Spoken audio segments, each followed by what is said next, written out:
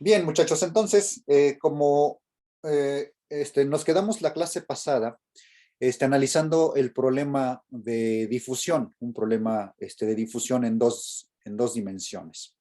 Y bueno, la clase de hoy vamos a concluir con ese problema. Este, vamos a extraer la información, la solución completa al problema planteado. Y bueno, pues ustedes se darán cuenta de cómo podemos nosotros usar las funciones de Bessel para resolver esta clase de problemas. ¿Ok? Entonces déjenme comenzar con las generalidades, aunque sé que ya lo analizamos la clase anterior. Bueno, déjenme primero establecer el problema. Entonces el problema que nosotros queremos resolver es el problema de la difusión. Queremos resolver el problema de la difusión en dos dimensiones. Difusión de calor o la ecuación de conducción de calor.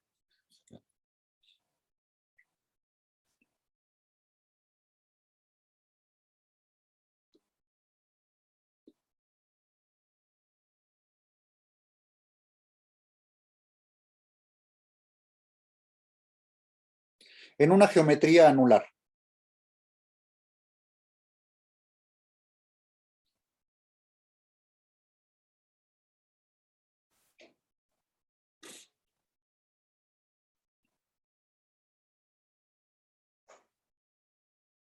Y entonces, bueno, esencialmente el problema que nosotros queremos resolver es obtener una solución de esta ecuación diferencial, la ecuación diferencial de difusión, la ecuación de difusión, que se escribe como el laplaciano de una función. Por supuesto, depende de la posición, depende del tiempo. Debe ser igual a 1 entre alfa, una constante que le llamamos alfa, que multiplica a la derivada parcial de u respecto del tiempo. Entonces, esta es la ecuación diferencial, el problema que nosotros queremos resolver. Por supuesto, les he mencionado continuamente que no basta con establecer la ecuación diferencial como tal. Cuando uno quiere una solución muy específica, un problema físico tal vez, bueno, por supuesto, hay que imponer condiciones adicionales. Y entonces, esencialmente, les he dicho que se trata de, por lo menos, imponer dos condiciones, dos tipos de condiciones. Uno son las condiciones en la frontera.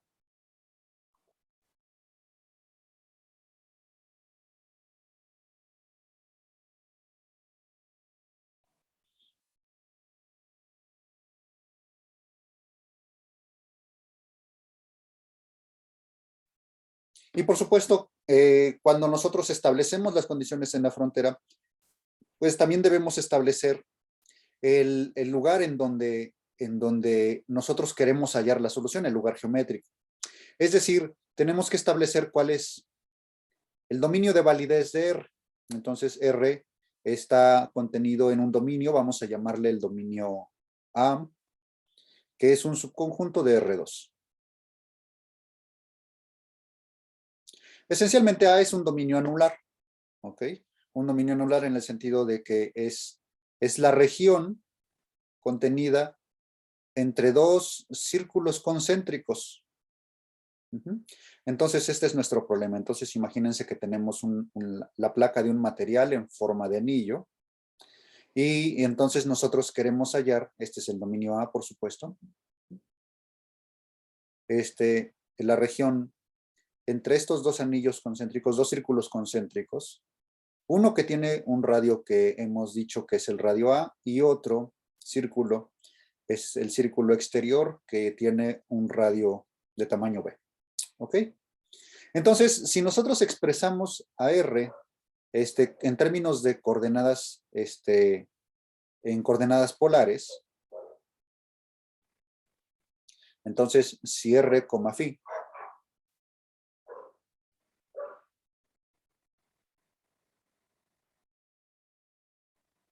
denotan las coordenadas polares,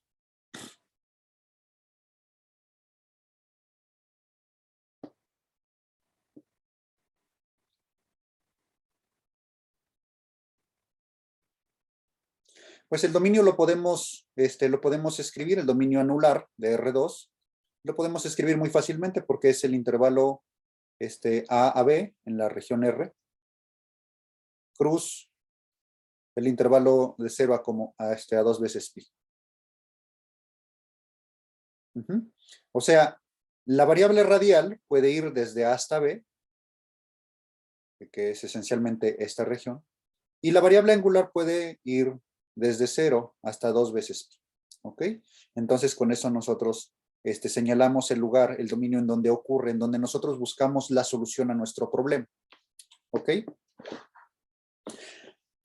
Y las condiciones de frontera que nosotros hemos establecido, como queremos resolver el problema de la conducción de calor en este dominio, pues entonces nosotros vamos a pensar que tenemos, digamos, este material, digamos, pensemos que este anillo es un material, puede ser una especie de disco con un hueco en medio, pero de tal forma que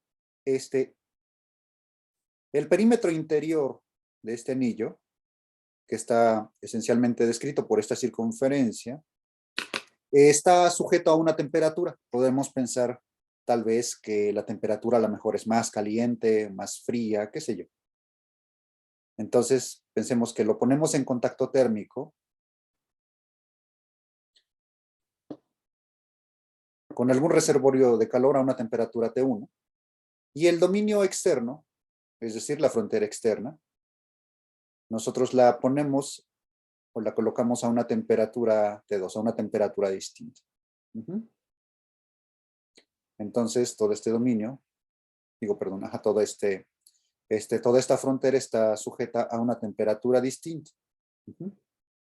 Y entonces nosotros buscamos la solución. Necesitamos saber cómo se comporta el campo de temperaturas como función de las coordenadas, claramente las polares, porque esas son las que vamos a estar usando, y así en función del tiempo. Queremos saber cómo se comporta el campo de temperaturas aquí. Eso es algo que todavía no sabemos, ¿verdad?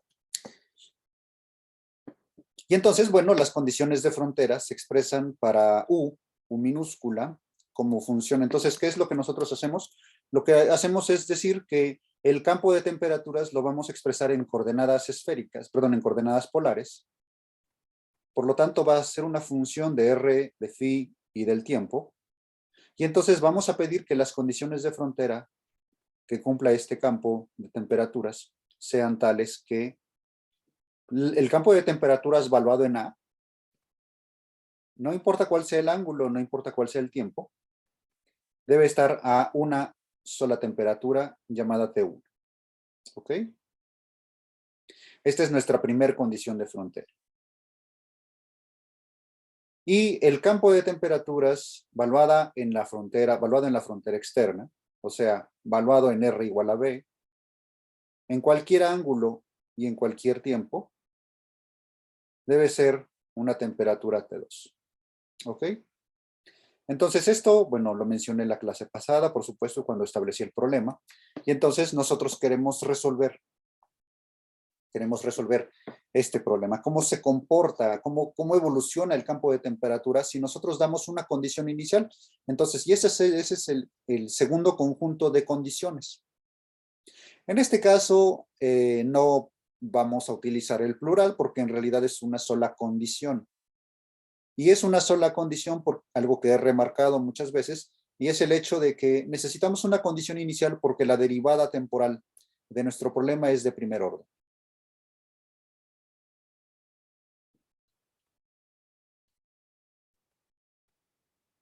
Entonces, nosotros vamos a suponer que al inicio, al tiempo inicial, hay un campo de temperaturas ya definido.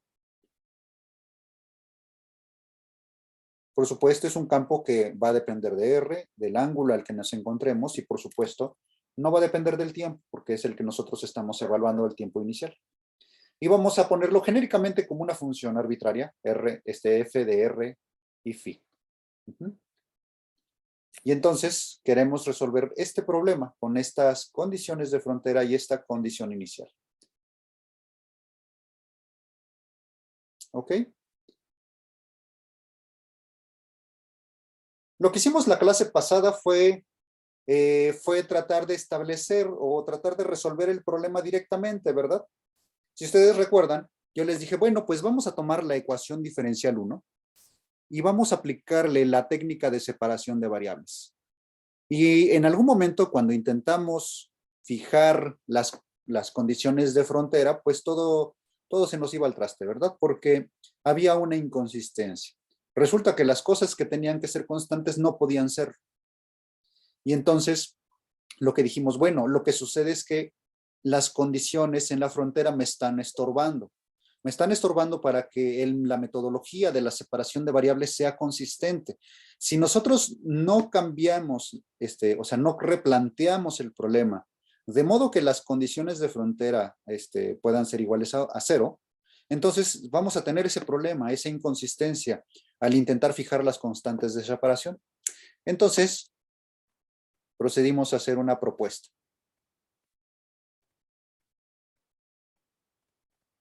Y dijimos, bueno, pues resulta que hay soluciones, de hecho, como les mencioné en el problema unidimensional, hay soluciones que no estamos tomando en cuenta en la metodología de la separación de variables.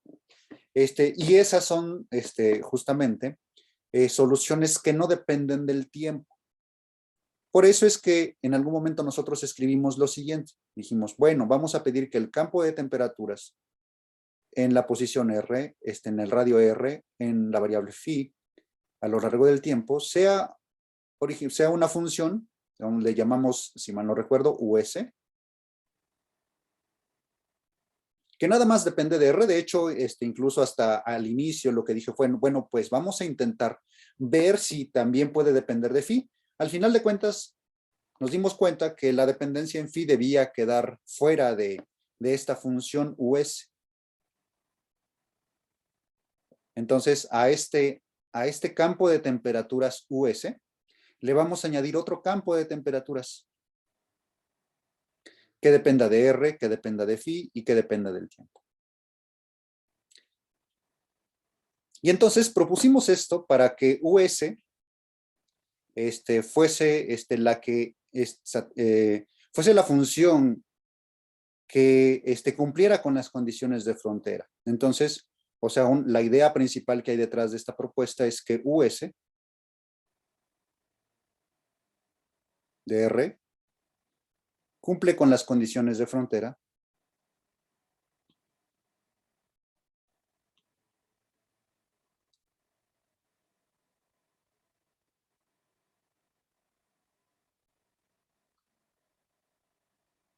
Aquí no las numeré, pero le voy a poner aquí un asterisco, las condiciones de frontera asterisco.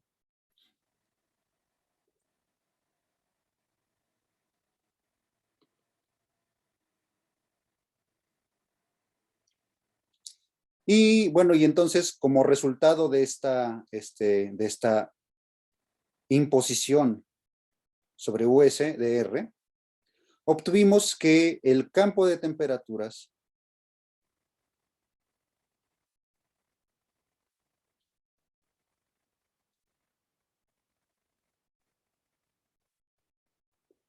U mayúscula de R, phi y T sigue dependiendo de la condición inicial, sigue satisfaciendo sigue satisfaciendo la ecuación original, o sea, la ecuación de calor.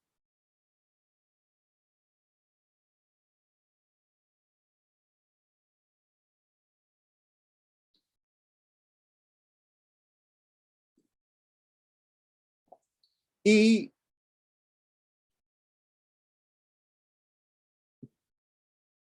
tiene como condiciones de frontera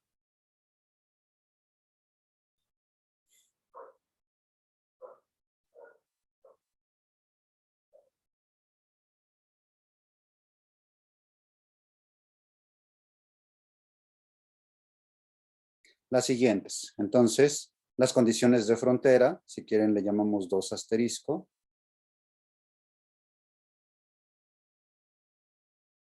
son las siguientes. Es que el campo de temperaturas U mayúscula, que depende de R, de phi y de T, bueno, de hecho, evaluado en R igual a A,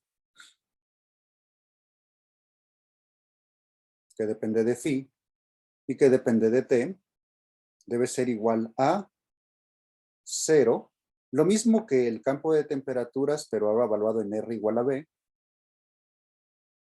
phi, T, debe ser igual a 0, ¿ok? Y entonces lo que quiero decir aquí es que el campo de temperaturas U sigue satisfaciendo la ecuación diferencial 1. O sea, sigue satisfaciendo la ecuación de conducción de calor. Tenemos el mismo problema, pero replanteado. Hemos replanteado el problema.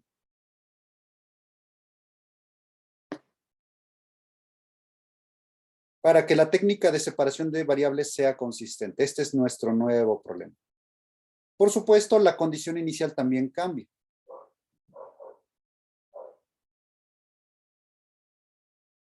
La condición inicial, de hecho, si nosotros tenemos que U minúscula al tiempo inicial es un campo dado, una función de R y de phi dada, pues entonces cuando yo escriba el campo U en términos de al tiempo inicial, pues entonces el campo U mayúscula al tiempo inicial debe satisfacer la condición inicial para U minúscula menos este campo US que hayamos, ¿verdad? Entonces, la condición inicial, de hecho, estas son condiciones de frontera, esta es condición inicial.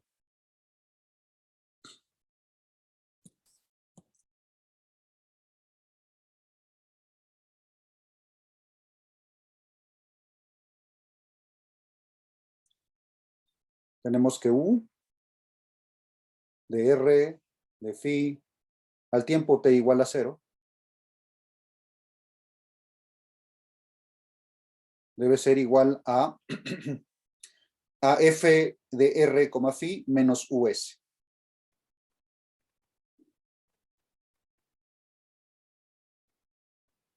Que solamente depende, U minúscula, que solamente depende de R. Entonces, este es nuestro problema replanteado, debido a esa dificultad que nos encontramos. Entonces, pues tenemos todo el esquema completo. ¿Vale? Por supuesto, la función US minúscula, ustedes recordarán que nosotros la hallamos introduciéndola dentro de la ecuación diferencial 1 y nos dimos cuenta que esto debía ser una constante, no me acuerdo el orden en que les llamé, creo que esta fue C1, más una constante de integración C2, que multiplica al logaritmo natural de R.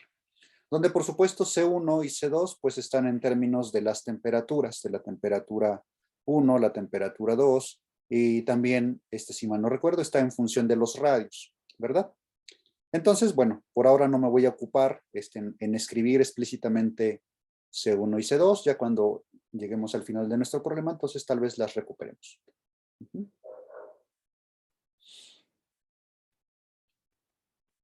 Bien, entonces, ¿qué es lo que vamos a hacer a continuación? Bueno, pues resolver el problema nuevo, ¿verdad? Entonces ahora aplicamos, ahora sí ya estamos en posición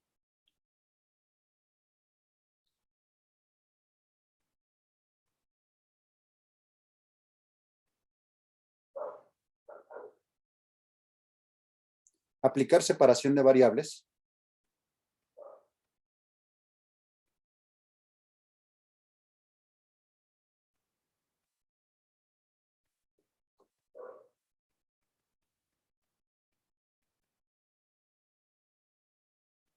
a nuestro problema.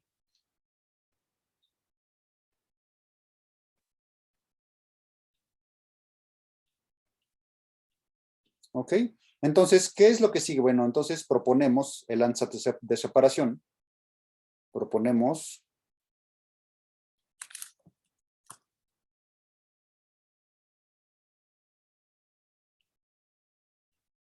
que el campo U, la función U que depende de R, que depende de phi y que depende del tiempo, se escriba como una función que nada más depende de la variable radial, una función que nada más depende de la variable angular y una función que nada más dependa del tiempo. ¿Ok? Entonces, ya saben ustedes el camino, ¿verdad? Vamos a introducir esto en la ecuación diferencial 1 y entonces nos vamos a dar cuenta de lo siguiente. Bueno, o alternativamente esta, que es la misma que la ecuación de difusión. Bueno, entonces, ¿qué es lo que tenemos? Bueno, sabemos que la ecuación de difusión, déjenme escribir explícitamente la ecuación de difusión en coordenadas polares.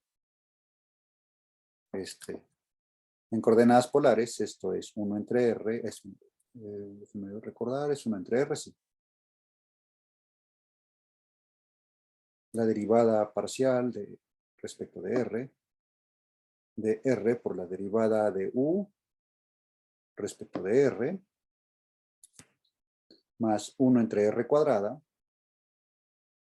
la derivada parcial de phi, perdón, no, yo todavía no estoy aplicando separación de variables, ya me estoy adelantando, la derivada segunda de la función respecto del ángulo, y esto es igual a 1 entre alfa,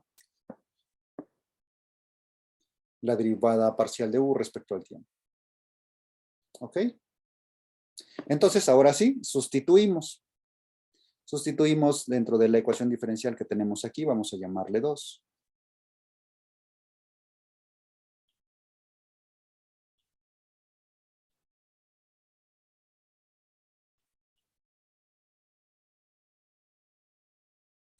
Bien, entonces, lo que tenemos es que ya saben el cuento, ¿verdad? Las derivadas parciales pasan a ser derivadas totales. Las funciones phi y t salen de esa derivada porque nada más afecta a la parte radial o a la parte angular o a la parte temporal, según sea el caso. Entonces, escribimos inmediatamente lo siguiente. Tenemos que esto es phi por t entre r, la derivada respecto de r, la derivada de r respecto de r, más r por t entre r cuadrada, la derivada segunda de la función phi respecto de la variable angular, y eso es igual a r phi entre alfa, esa constante, por la derivada segunda de la parte temporal respecto de t, ¿verdad? Y bueno, y sabemos que de aquí para acá, en el siguiente paso, lo que nosotros tenemos que hacer es dividir.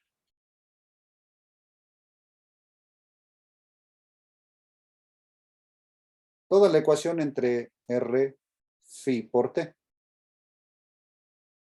Pues vamos a hacerlo. Entonces, cuando nosotros tomamos esa división,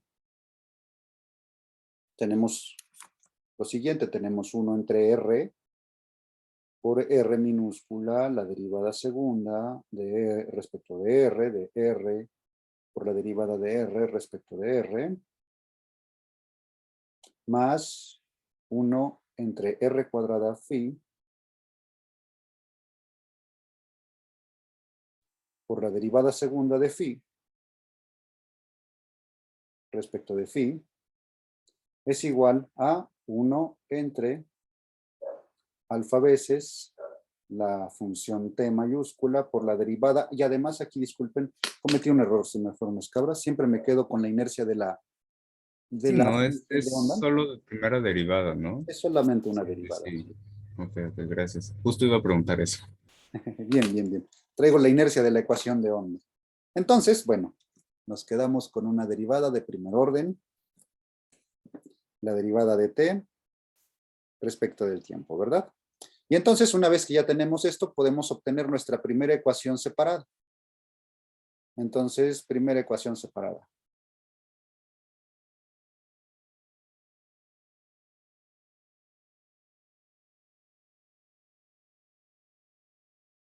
Sabemos que todo esto que está aquí depende de t, solamente del tiempo, y todo esto depende de las variables espaciales. Entonces, tenemos como consecuencia que la derivada de t respecto de t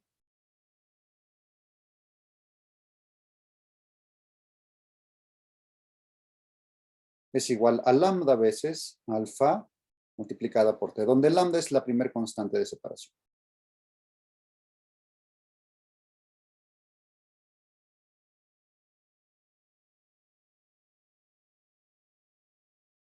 ¿Ok? Bien, vamos a reservar esta ecuación en la memoria, después la vamos a resolver, aunque ustedes pueden apreciar que es una ecuación muy, muy fácil de resolver. Y vamos entonces a igualar la otra parte de la ecuación de esta igualdad a la misma constante de separación lambda. Y entonces a partir de esta expresión vamos a obtener las otras dos ecuaciones separadas. ¿Sale? A esta le vamos a llamar ecuación 3. Espero conservar la numeración. Ya ven que luego olvido en qué número nos quedamos. Bien, entonces esta es la ecuación número 3. ¿Han terminado de tomar nota o tienen preguntas antes de que cambie de transparencia? Ok, bueno, asumo que no hay preguntas y que han terminado de tomar nota. Y entonces, como les digo, bueno, pues vamos a escribir la otra ecuación. Entonces, la otra parte de la igualdad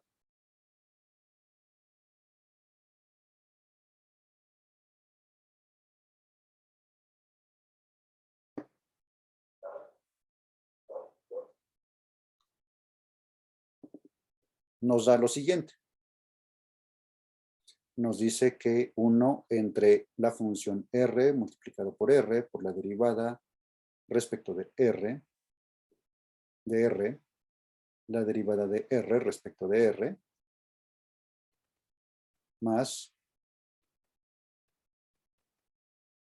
1 entre r cuadrada por phi, por la derivada segunda de phi respecto del ángulo, también es igual a la misma constante de separación. Y entonces, bueno, también ya se sabe en este cuento, ¿verdad? Esta constante la vamos a pasar de este lado de la igualdad. Esta constante la vamos a pasar al otro, bueno, este término lo vamos a pasar al otro lado de la igualdad. Y obtenemos lo siguiente. Entonces tenemos 1 entre r por la derivada respecto de r por la derivada de r respecto de r, menos lambda es igual a menos 1 entre r cuadrada por phi por la derivada segunda de phi respecto de r. Perdón, respecto del ángulo. Y entonces multiplicamos todo por r cuadrada, lo cual entonces trae por consecuencia lo siguiente. R cuadrada es para deshacernos de este lado de la igualdad la dependencia con la variable r para que todo quede solamente en términos de phi. Lo mismo que este lado de la igualdad va a quedar en términos únicamente de r, la variable radial, para entonces aplicar el argumento de la separación de variables. Decir que como estas dos funciones son iguales y dependen de variables independientes, entonces han de ser iguales a una constante.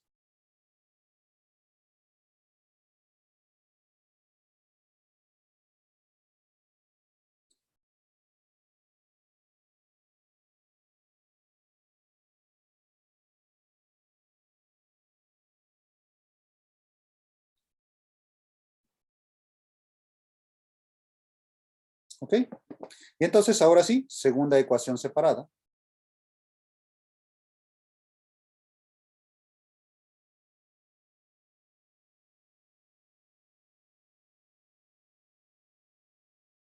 Llamamos nu a la constante de separación. Entonces, la segunda ecuación separada será esto igual a nu. Todo esto, entonces, lo vamos a igualar a nu. De hecho, a nu cuadrada, de una vez. Y todo esto también lo vamos a igualar a nu. La misma constante de separación, nu cuadrada. Bien, pues entonces, la segunda ecuación separada será la derivada respecto de phi. De hecho, la derivada segunda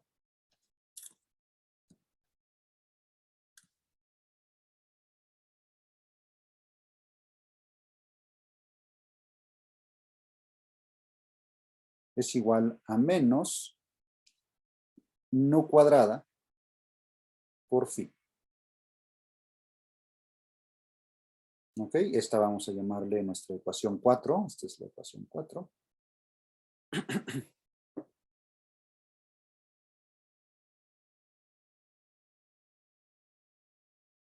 Y la tercera ecuación separada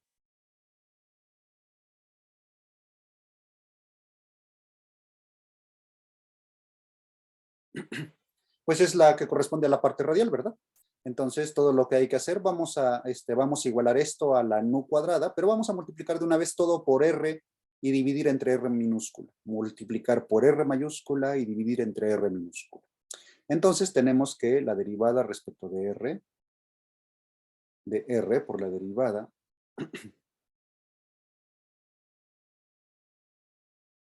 de R respecto de R menos, entonces si dividimos entre R minúscula, este término se queda como R en lugar de R cuadrada, menos lambda, R, dije que no vamos a ponerle R cuadrada, y el multiplicar por la función R mayúscula, pues aquí también queda multiplicado por R mayúscula, esto queda igual a nu cuadrada, pero como multiplicamos por R mayúscula, dividimos entre R, espérenme si está bien esto. Hay un pequeño problema aquí. Ah, sí, claro. Sí, entonces nos queda nu cuadrada dividido entre R, ¿verdad? Y esta será nuestra ecuación separada número 5.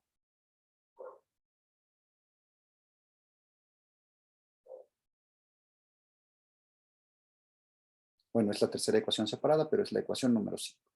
¿Ok? Bueno, pues entonces hasta aquí pues ya tenemos las ecuaciones diferenciales por separado para cada una de las variables. Y entonces lo que sigue ahora es imponer las condiciones de frontera. Entonces ahora sí, imponemos las condiciones de frontera.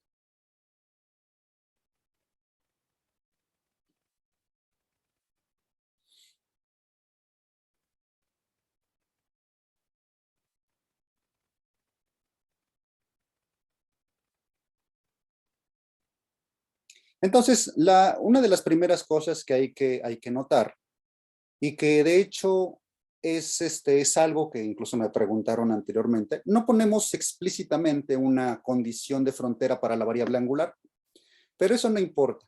Nosotros sabemos por la geometría del problema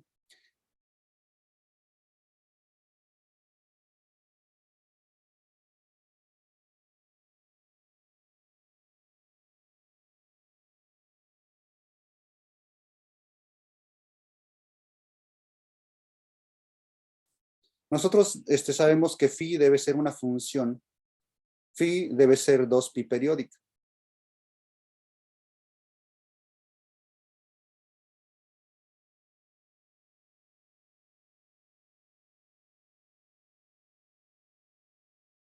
Por lo cual, esto nos obliga a tomar nu. Entonces, esto nos obliga a que nu sea igual a un entero. ¿Ok? De tal forma que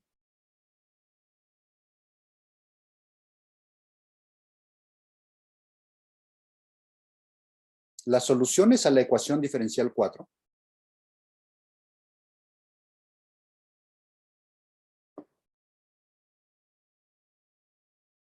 son esencialmente exponenciales imaginarias o funciones senos y cosenos, como ustedes las quieran ver. Pues son las siguientes, ¿no? O sea, son exponenciales imaginarias. Ya podemos escribir sin mayor problema que phi como función del ángulo es, o bien podemos escribir a coseno de phi más b coseno, más b seno de phi, o bien podemos escribir una exponencial imaginaria, alguna constante de integración multiplicando a la exponencial y m veces phi. Ah, claro, también en coseno y seno me faltó decir m por phi, no nada más phi. Sea cual sea la representación, eso no importa. Sea la representación exponencial, o sea la representación en senos y cosenos. De todas formas, nosotros tenemos, sin ningún problema, que esas son soluciones de la ecuación diferencial 4. Y por lo tanto, ambas representaciones deberían servirnos para nuestro problema, para resolver nuestro problema. ¿Ok?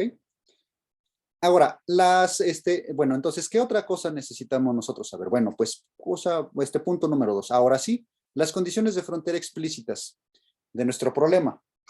Sabemos que las condiciones de frontera ahora son tales que U de R, phi, T, perdón, U valuada en R igual a, no importa cuál sea el ángulo, no importa cuál sea el tiempo, debe ser igual a 0. ¿Ok? Entonces, ¿esto qué quiere decir? Esto implica que como U es el producto de funciones R de R por phi de phi por T de T, entonces el producto R evaluado en A por phi, evaluado en cualquier ángulo, por T, evaluado en cualquier tiempo, debe ser igual a 0. Y esto afortunadamente se puede cumplir sin ambigüedad. Aquí el problema que tuvimos anteriormente es que con las condiciones de frontera diferentes de 0, esto tenía que ser una constante, de hecho T1. Y entonces esto nos provocaba un problema muy grave porque entonces no podríamos nosotros garantizar la igualdad porque estas eran funciones que dependían del tiempo y dependían del ángulo.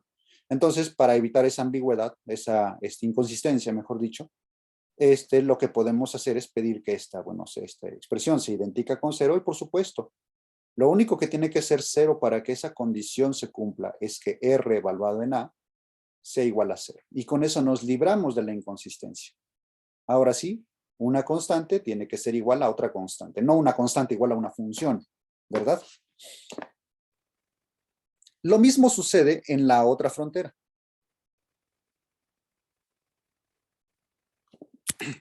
Si nosotros nos fijamos en la frontera exterior, resulta que el campo de temperatura su mayúscula sigue siendo 0 y nos vuelve a evitar el problema de una inconsistencia. Porque ahora sí, para que se satisfaga esta condición, que el producto de estas funciones sea igual a 0, basta con pedir que R evaluado en B sea lo que sea igual a 0, al igual que como en la ecuación anterior pedimos que RA fuese lo único que fuera igual a 0. Entonces, tenemos por consecuencia que las condiciones de frontera, en términos de la función R, son estas dos que tenemos. Ya no hay ambigüedad. ¿Ok? Este era el gran problema que tuvimos al intentar resolver el problema de la otra forma. Bien, pues ahora ya no existe y ahora sí podemos continuar, ¿verdad? Ahora sí ya podemos decir, bueno, pues resulta que la ecuación diferencial 5 es la ecuación de Bessel. Ni siquiera hay que decirlo, pero ni siquiera hay que intentar, o sea, ponerse a pensar cuál es la solución. Ya la sabemos, ¿verdad?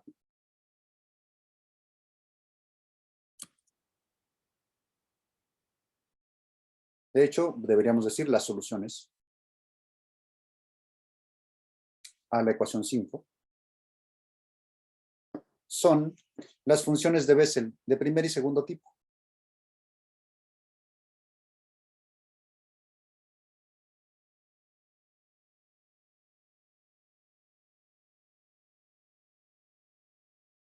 Por supuesto, antes tenemos que decir que la constante lambda la debemos escoger como menos k cuadrada. Y además debemos decir que la constante nu ya la escogimos como un entero. ¿Ok? Entonces, si nosotros hacemos esta elección de lambda igual a menos k cuadrada, ojo, todavía falta decir quién es k cuadrada. Lo único que estamos diciendo con esta expresión es que estamos tomándonos aquellos lambdas negativos. ¿Sale? Estamos ignorando los lambda positivos. Afortunadamente, con los lambda negativos ya hemos trabajado la ecuación diferencial y ya hemos visto que la podemos resolver utilizando el método de Frobenius, desarrollo en serie, nos hallamos con las funciones de Bessel, etcétera, etcétera, etcétera. ¿Verdad? Por supuesto, también otra restricción es que no es igual a m y eso es algo que ya viene de las consideraciones sobre la función phi. Bueno, pues entonces podemos ahora sí decir tranquilamente, pues entonces la función r como función de r pues será una combinación lineal de funciones. Vamos a llamarle A, que multiplica a JM, valuado en K, R,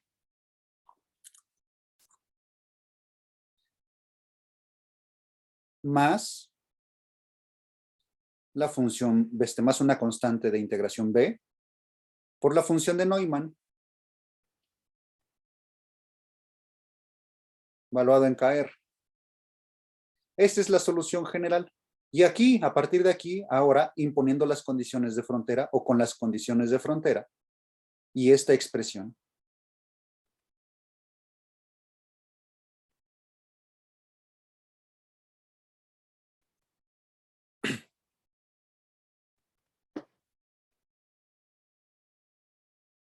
Las condiciones de frontera vamos a llamarle 3 asterisco, que son estas.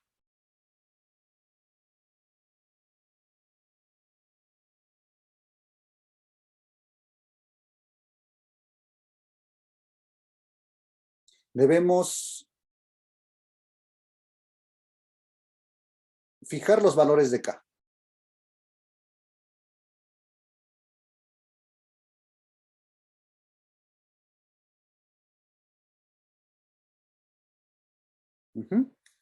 Esos son todavía los que no sabemos cuáles son. Y entonces pueden preguntarse, ok, ¿y ahora cómo lo hacemos? Bueno, pues vamos a fijarnos en esta ecuación. Vamos a imponer las condiciones de frontera, no nos queda de otra. Vamos a escribir RA, R evaluada en A igual a 0, R evaluada en B igual a 0. Entonces, usando las condiciones, 3 asterisco, obtenemos lo que sigue. Entonces, R evaluada en A es igual a toda esta expresión valuada en A. Esta es la constante A por la JM en K por R más la constante B por la función de Neumann en M. Y bueno, y también recuerden ustedes que cuál fue la razón de considerar la función de Neumann, porque recuerden que la función de Neumann es una función que tiene una divergencia en el origen. Entonces, la debemos de considerar, y además dije que iba a ser A, le puse R. Déjenme reescribírmelo. Déjenme borrar. Entonces, consideramos la función de Neumann porque, como les mencioné en la clase pasada, nosotros tenemos aún un dominio anular. Nada nos impide tomar la función de Neumann como una posible solución de nuestro problema. Y esto debe ser igual a 0. La función R evaluada en B es igual a A por JM en K por A, en K por B, más B veces la función de Neumann de orden M en K por B debe ser igual a 0. ¿Ok? Ok, bueno, ya tenemos estas condiciones y ahora nos preguntamos ¿y cómo le hacemos para resolverlas? Bueno, es un problema muy complicado, lo sé. Resolverlas, solamente intentar hallar, por ejemplo, los ceros de la función de Bessel, generalmente, bueno, existen algoritmos con los cuales nosotros podemos calcularlos. Pero la pregunta va más allá, o sea, ¿cómo nosotros vamos a utilizar estas condiciones de frontera para expresar las soluciones? ¿Y cómo nosotros vamos a hallar los valores permitidos de K? Bueno, la respuesta es en realidad más sencilla de lo que aparenta. Vamos a ver lo siguiente. Si ustedes toman esta igualdad,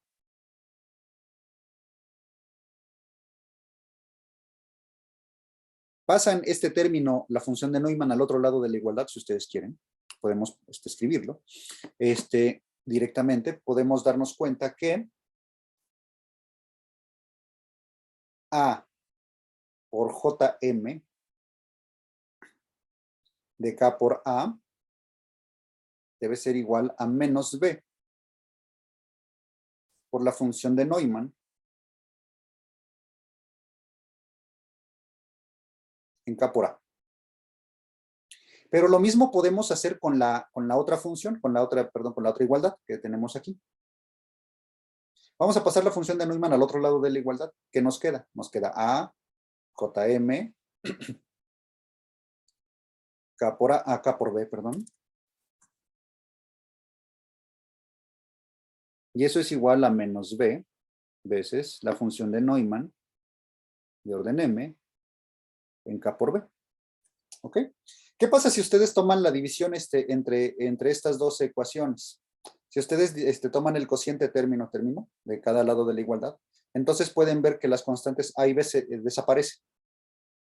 Y nos queda que el cociente JM, entonces de aquí se sigue lo siguiente, se sigue que JM en KA, de hecho es un cociente, entonces déjenme ponerlo así. De esto se sigue que JM en K por A dividido entre JM K por B debe ser igual a la función de Neumann. Fíjense que incluso el signo se desaparece. La función de Neumann en Ka dividido entre la función de Neumann Kb. Bien, vamos a mantener esto ahorita aquí. Recuerden esta expresión. Entonces, fíjense, ¿qué es lo que sucede? ¿Por qué estuve haciendo todo esto? ¿Qué es lo que nosotros buscamos? No hay que perder el foco. Lo que les estoy diciendo, y se los dije aquí, no fue en vano. Nosotros estamos buscando aquellos Ks que cumplan con las condiciones de frontera. Las condiciones de frontera ya están aquí. ¿Sale? Ya están aquí estas dos. Pero ahora, bueno, si yo voy entonces si yo necesito cumplir con estas condiciones, bueno, pues para que esto suceda, para que se cumplan estas dos igualdades que tengo aquí, hice un poco de álgebra y me di cuenta que estas dos son equivalentes a la expresión que tengo aquí. Hay una equivalencia, ¿verdad? Entonces, fíjense, aquí estoy buscando los Ks que satisfacen esta igualdad. Pero el problema es que aquí me están estorbando la A y la B. La A y la B me están echando mosca, ¿verdad? Bueno, pues no importa, porque yo puedo deshacerme de la A y la B, y entonces, si yo pido que el cociente JM evaluado en KA, entre JM evaluado en KB, sea igual a la función de Neumann en KA, entre la función de Neumann evaluada en KB, pues entonces yo puedo garantizar que se va a cumplir la igualdad que tenemos arriba, ¿verdad? No hubo no hay ninguna inconsistencia. ¿Queda claro? Lo único que quiero decir es que estas dos son equivalentes. Entonces, los Ks que cumplan con esta condición son aquellos que me van a fijar los valores permitidos para la constante de separación que yo estoy buscando. ¿Sale, vale? Y bueno, y entonces, pues yo podría dejar esto como una condición, ¿sale? Simplemente como una condición para las cuales, para todos aquellos Ks que la cumplan, entonces yo voy a tener esos valores como mis valores permitidos para la constante de separación. ¿Ok? Voy a reescribir una última vez esta igualdad de una manera un poco más, más simpática para que se entienda. ¿Vale?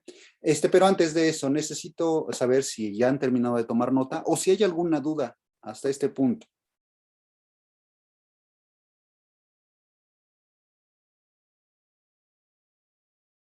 Bien, asumo que no hay duda y que no hace falta que tomen nota. Y vamos entonces a la siguiente igualdad. Entonces, fíjense, nosotros llegamos a la siguiente igualdad. Dijimos que los Ks, entonces aquí ya lo voy a escribir como en forma de resumen. Entonces, los Ks que cumplan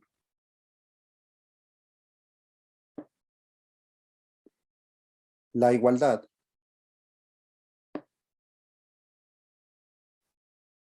la función de Neumann, perdón, la función de Bessel de orden M,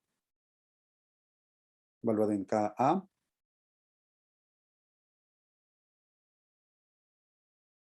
la función de Bessel evaluada en Kb, igual a la función de Neumann,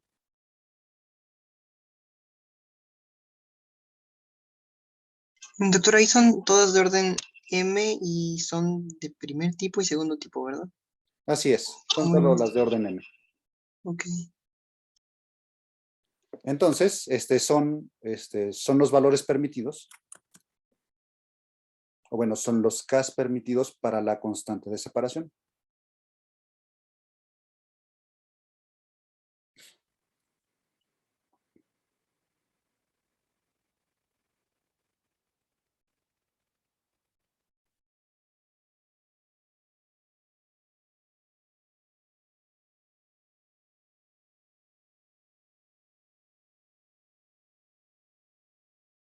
Entonces aquí nada más para no perder de vista a lambda, lambda es igual a menos K cuadrado. Y entonces, como les dije, bueno, pero la condición que tenemos aquí arriba se puede reescribir de la siguiente forma. Esta condición, no me acuerdo en qué ecuación me quedé, en la 5, ¿verdad? Esta vamos a llamarla igual, la ecuación 6. Pero la ecuación 6, pero los Ks que cumplen 5, perdón, que cumplen la ecuación 6, también satisfacen, o también, sí, también satisfacen la siguiente igualdad.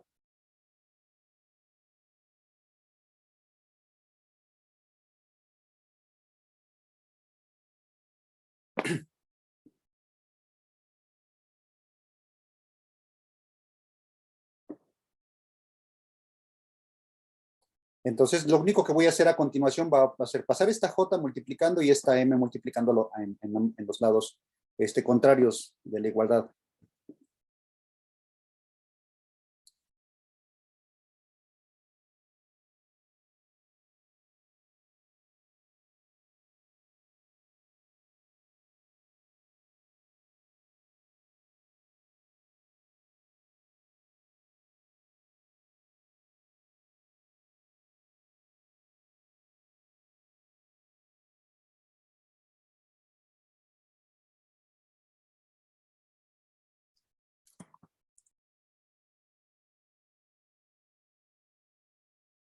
O bien,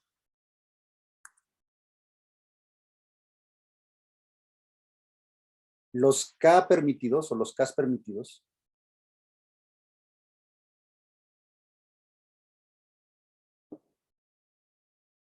son raíces de la siguiente ecuación, son raíces de la siguiente función. Vamos a darle nombre a esta función, lo voy a llamar una F mayúscula, que depende de K, y bueno, implícitamente depende de otras cosas, implícitamente depende de A, depende de B y depende de... ¿Alguna duda? Perdón. ¿Alguien tiene el micrófono encendido? Nada más para evitar que haya interferencia, o si tienen dudas, con gusto los escucho.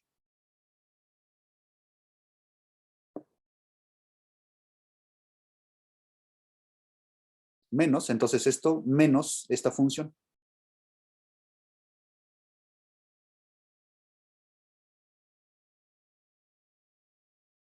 JM en KB. Si quieren, se los escribo en términos de X, como sea. Pueden pensar para que se mentalicen que esta es una función de una variable real. Y de hecho, bueno, aquí omito los demás argumentos para que no se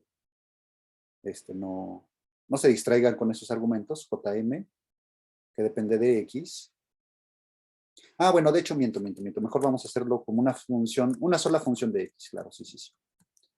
Mejor le llamamos... Sí, fíjense. Entonces yo estoy buscando que esta igualdad sea igual a 0. O sea, fíjense.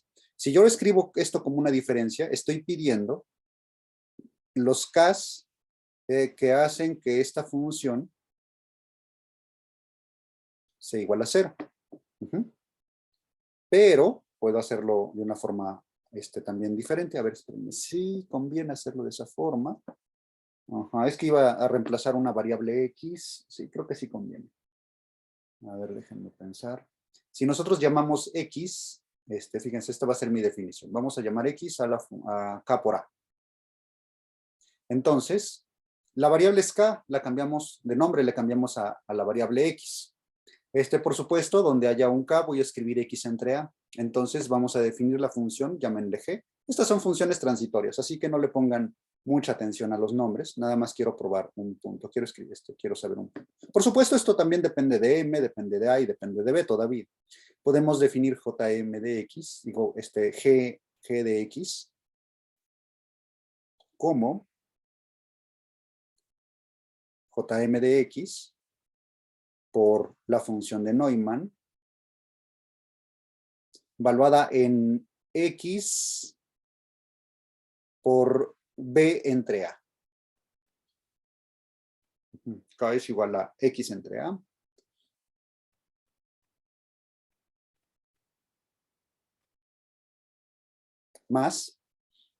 Menos. JM, valuada en X por B entre A también, por la función de Neumann,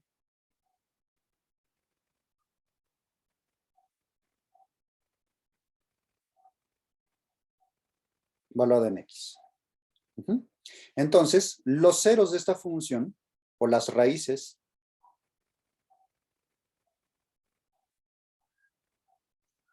de g de X, son las que satisfacen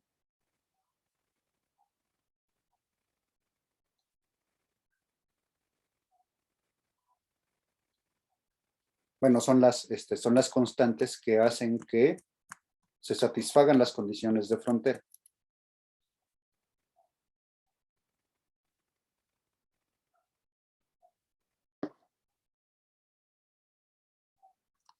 Que R satisfaga las condiciones de frontera.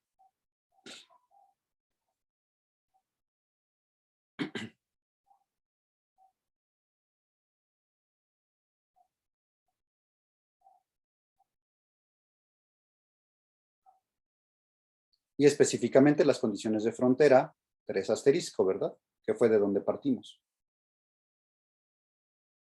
Y de hecho podemos numerar los ceros de esta X, podemos, por ejemplo, decir, bueno, vamos a llamar, por ejemplo, voy a utilizar la notación X, en realidad no es que tengan, digamos, un nombre ya bien definido. Vamos a llamar XL, que además depende de M, el elésimo cero.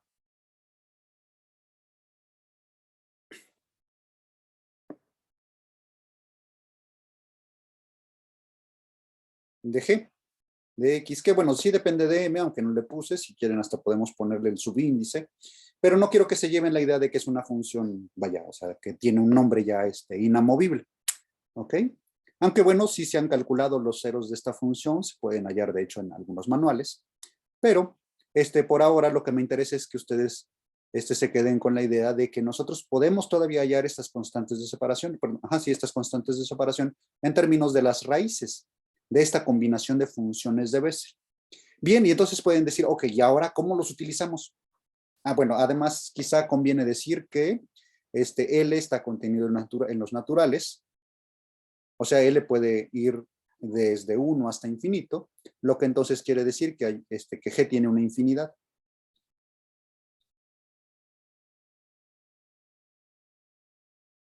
Infinitos ceros.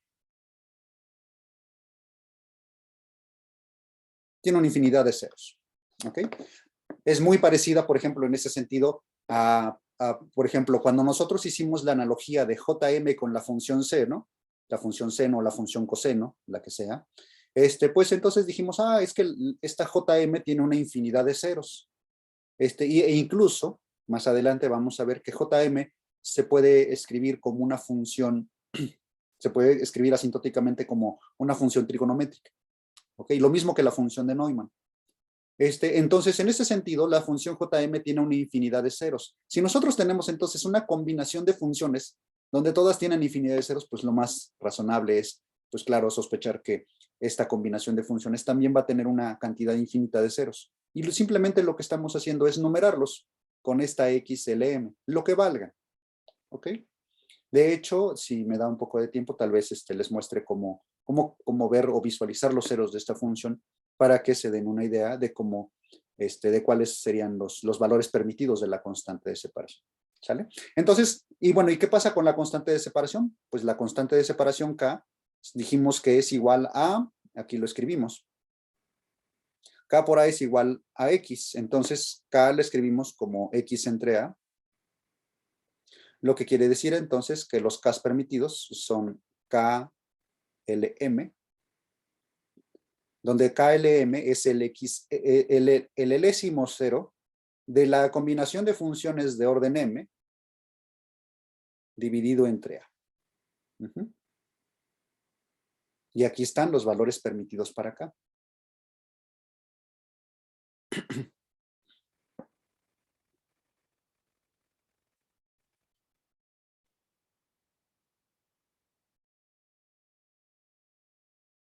¿Ok?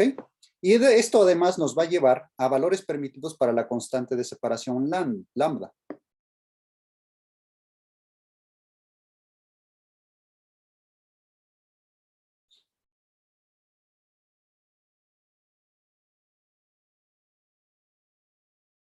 lambda es igual a menos k cuadrada, pues entonces quiere decir que lambda la vamos a escribir como lambda LM, que depende, bueno, que de hecho esto es igual a menos la constante k LM al cuadrado, o bien, si lo quieren en términos de esta nueva función que vamos a dejar aquí, vamos a dejarla aquí reservada para que más adelante la analicemos con un poco de cuidado. Entonces, esta KLM se escribe simplemente, bueno, esta constante de separación, incluso explícitamente la podemos escribir en términos de XLM. Al cuadrado dividido entre A cuadrado. Bueno, por supuesto, aunque aparentemente esto solamente depende de A, no es del todo cierto. Esto depende, por supuesto, también de la constante B. El otro valor, el radio de la frontera exterior. ¿Ok? Entonces,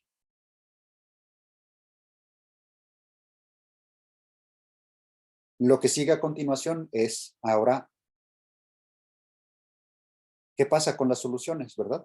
Entonces, esa es la pregunta que vamos a resolver a continuación.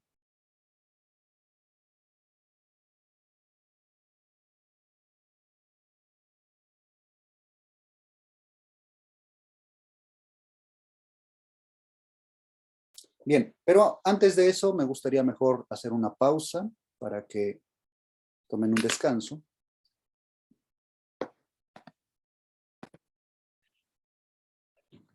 Bien, entonces, como les comentaba, decía que vamos ahora a analizar qué es lo que sucede con las soluciones, ¿ok? Y bueno, resulta que si bien nosotros hemos establecido este resultado, decir que la función que es solución de nuestra ecuación diferencial se puede escribir como una combinación lineal de las funciones de Bessel de primer y segundo tipo, de esta forma, ¿verdad? Podríamos decir que, bueno, pues ahora podemos fijar las constantes de separación K a KLM, que multiplica R, más otra constante de separación por la función de Neumann, la función de Bessel de segundo tipo, evaluada también en K LM multiplicado por R. Pero el problema es que nosotros no podemos decir, fíjense, aquí podríamos nosotros estar tentados a decir que tenemos dos constantes de separación, dos funciones linealmente independientes. Esto último es cierto.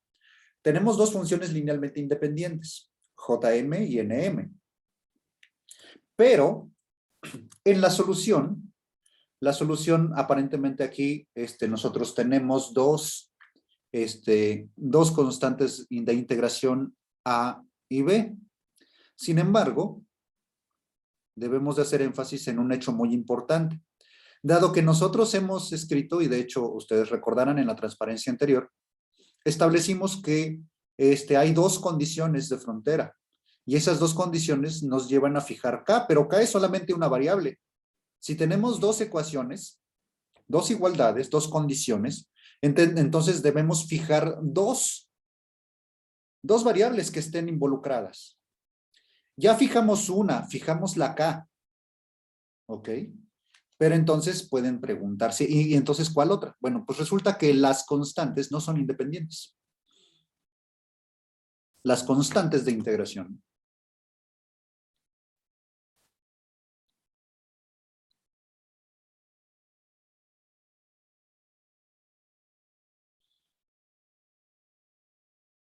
no son independientes.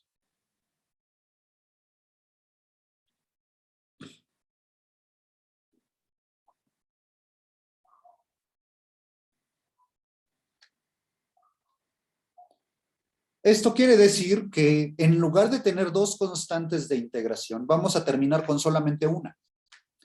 Y esto es muy importante porque si tuviéramos que fijar dos constantes de integración, pues estaríamos en aprietos.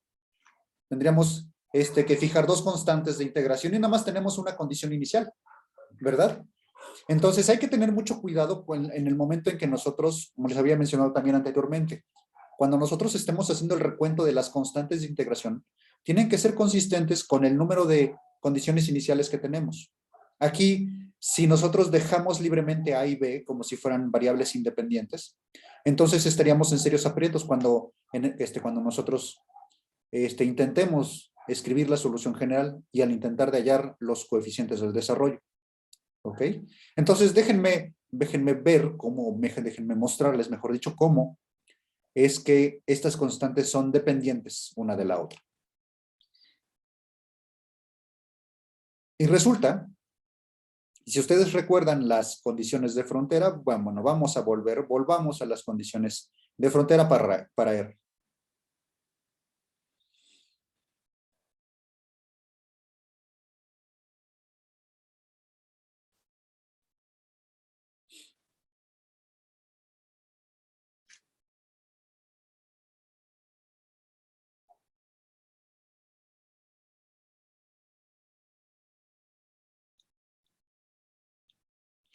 Si ustedes recuerdan, dijimos, la función R en A debe ser 0, pero R en A es la función de Bessel.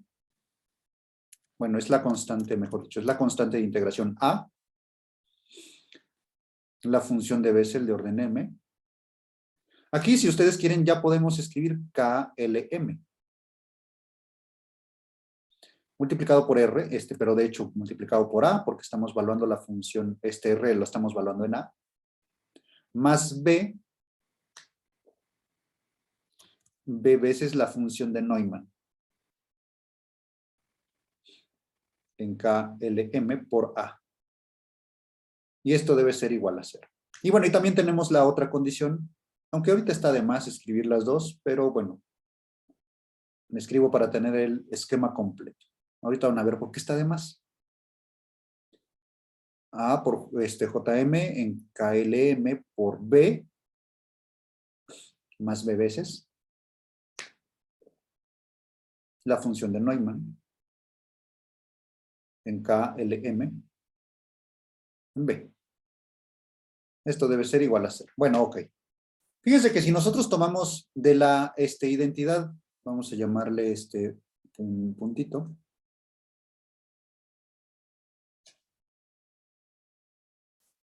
De 1 obtenemos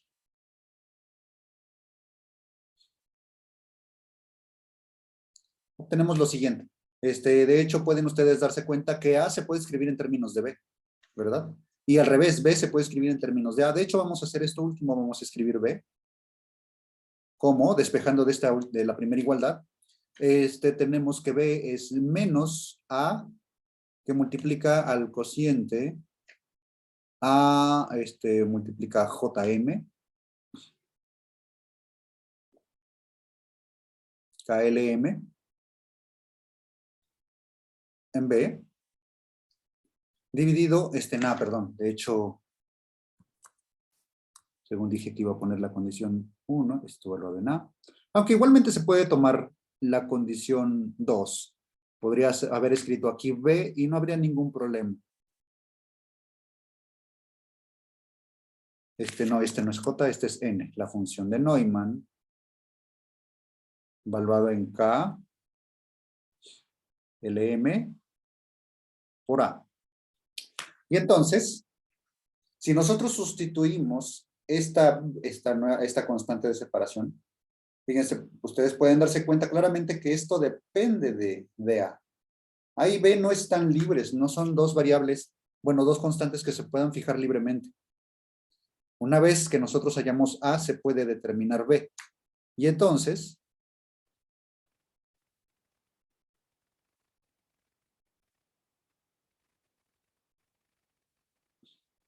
al sustituir en la solución para R,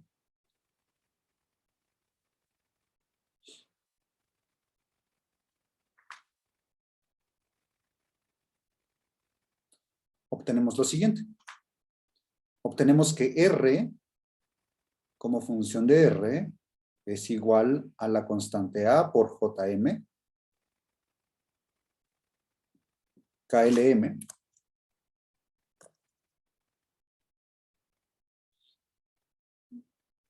más B, pero B es menos A este cociente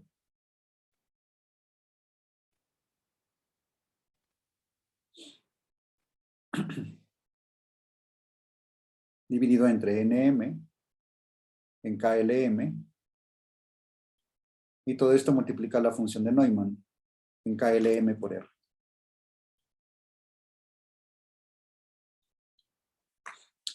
Y si ustedes quieren, podemos escribirlo de una forma más elegante.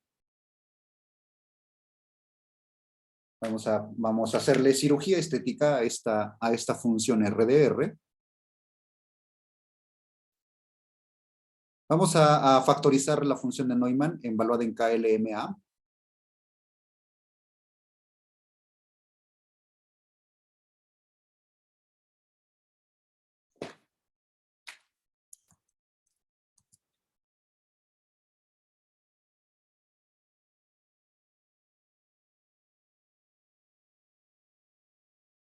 Y entonces esto multiplica a, fíjense, entonces si yo factorizo una función de Neumann, entonces tenemos aquí la función de Neumann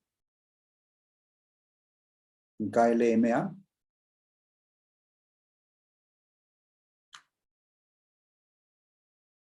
JM.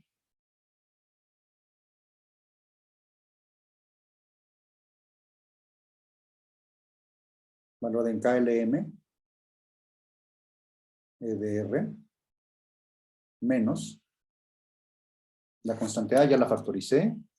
Me queda JM. De KLM.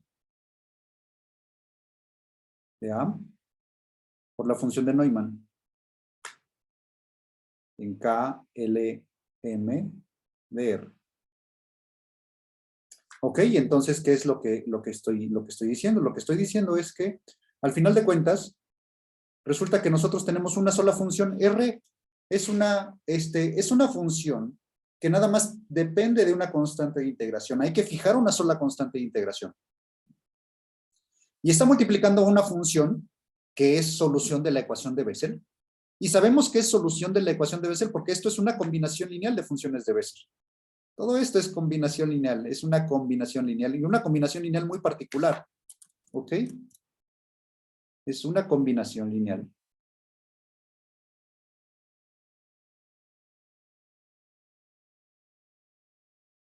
De las funciones de Bessel.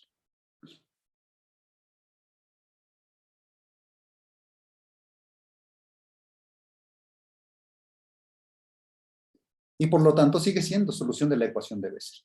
Y si quieren, hasta pueden darle un nombre especial. De hecho, o sea, no es que sea una función particularmente especial, pero ustedes le pueden dar un nombre si es que, bueno, claro, es bastante chocoso a lo mejor escribirlo, ¿verdad? Podemos, si quieren, darle un nombre, no sé, que les gusta, JKLMN, a ver, una letra del abecedario que no haya utilizado, W, por ejemplo. Vamos a llamarle WDN, de M, perdón. Que depende de KR, de hecho depende de KLM por R. Y es esta combinación lineal, esta es una constante por JM.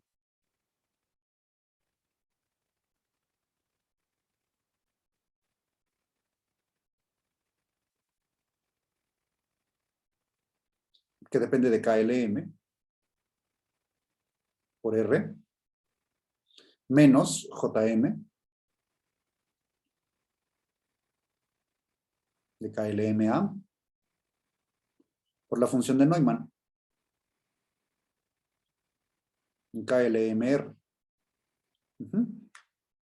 Y además esta función nada más está definida para los radios entre A y B, o sea, fuera de ese dominio anular, la función no está, bueno, en principio, ni siquiera nos interesa esa función fuera de dominio anular, ni siquiera fuera de nuestro problema.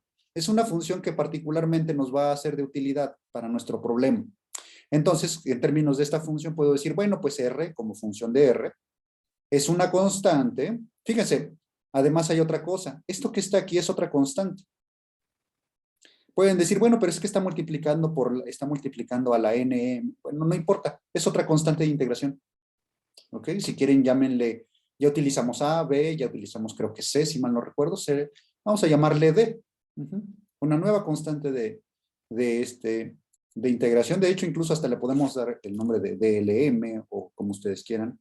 Al final de cuentas, en algún momento le vamos a tener que dar, le vamos a tener que indizar porque va a depender específicamente de la función que nosotros estamos utilizando.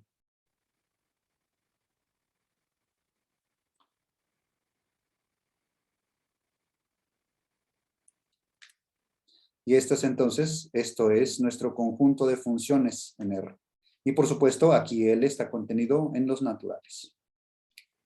Recuerden que el carácter de M proviene de las funciones, de las soluciones, perdón, de la parte angular. Ya sabemos que las M's deben de estar contenidas en todos los enteros, ¿vale? Así que en principio no hay ninguna ambigüedad con las cantidades que nosotros estamos escribiendo.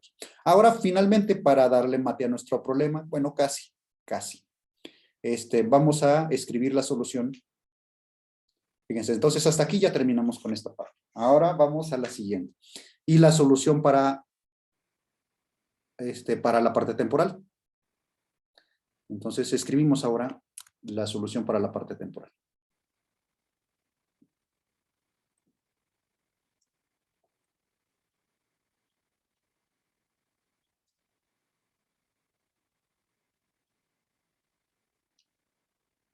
La solución para la parte temporal es la siguiente. La ecuación que nosotros tenemos es que la derivada de t respecto del tiempo debe ser igual a lambda veces alfa multiplicado por t. Pero como nosotros ya sabemos cuál es el valor de lambda, entonces ahora sí podemos decir explícitamente quién es el valor de lambda, de la derivada de t respecto del tiempo. Es igual a menos la constante KLM elevado al cuadrado, eso es lo que vale alfa, lo que vale lambda, perdón, multiplicado por alfa, multiplicado por t. Por lo tanto, t como función del tiempo se escribe de la siguiente forma, se escribe como una exponencial, es una e a la menos KLM cuadrada por alfa por el t. Y este es entonces ahora sí, esta es nuestra solución para la parte temporal.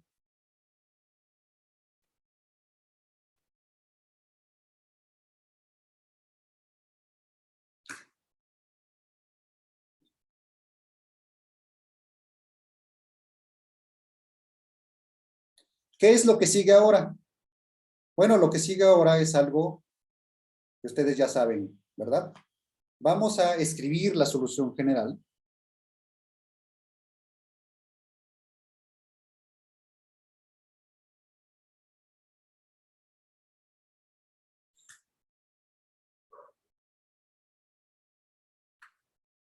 Y vamos además, aparte de escribir la solución general, vamos a, una vez que nosotros hagamos eso, vamos a fijar las constantes o fijar las constantes de integración.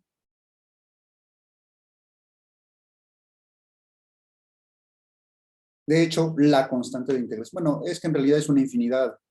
Ahorita lo hago explícito. Las constantes de integración.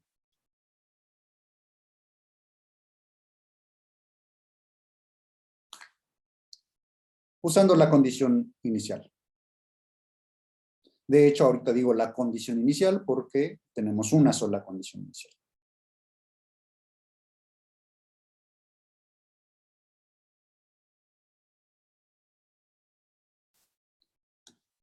¿Sale?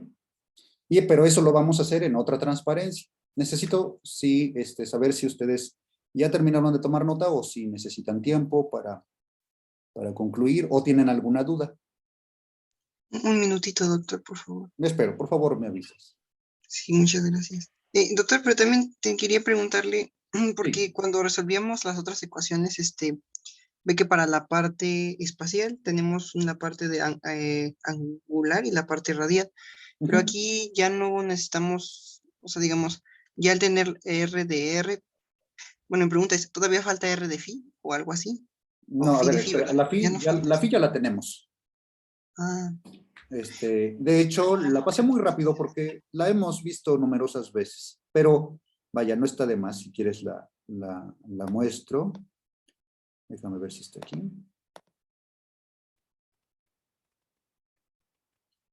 Bueno, aquí nada más lo dije tangencialmente. Dijimos que nu es igual a m y además las funciones phi son las funciones exponenciales, aunque no lo mencioné explícitamente, pero vaya, lo puedo decir aquí en este cuadrito.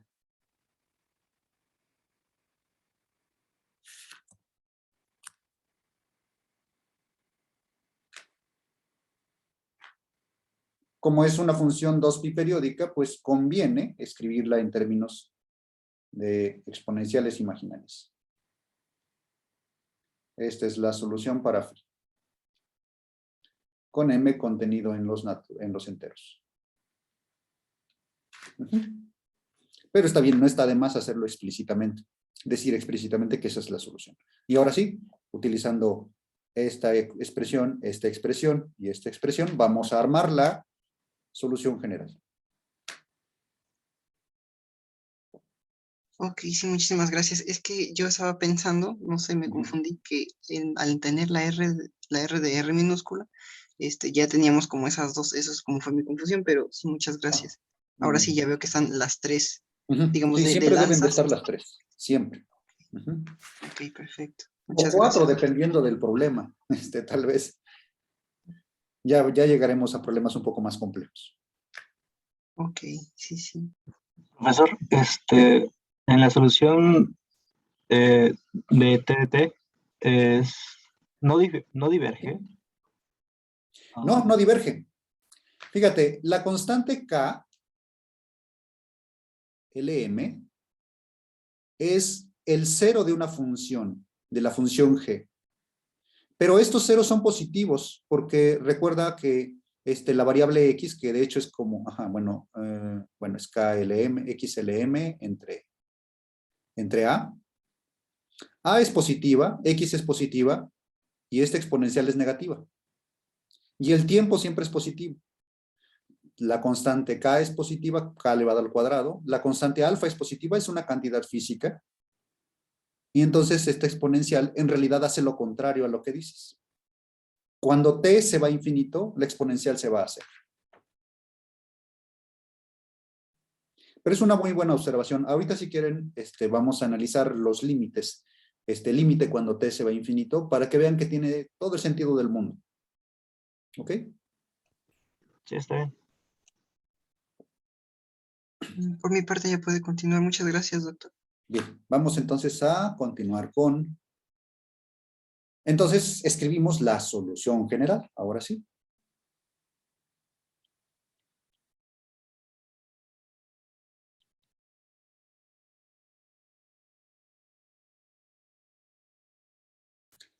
Pues la solución general para la u de t, de x, perdón, u de r, phi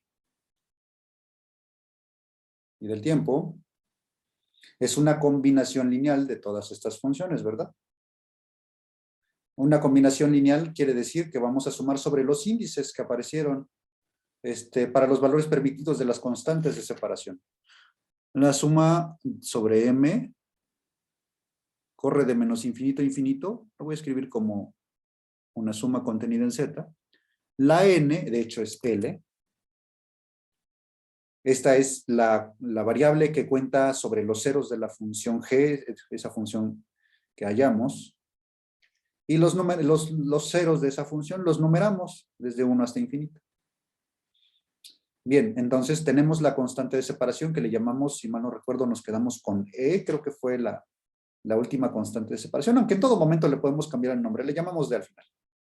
Esta es la única constante de separación que va a aparecer en cada término de la suma. Porque las demás, bueno, van a multiplicarse y aunque nosotros le hubiéramos puesto aquí constantes adicionales de separación, todas se van a mezclar en una sola. Entonces escribimos la DLM por la función W.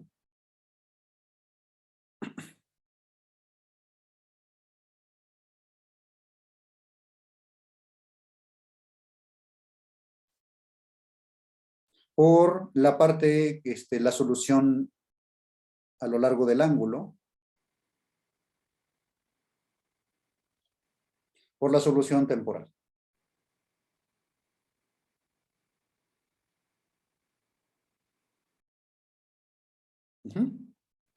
Y entonces, ahora lo único que resta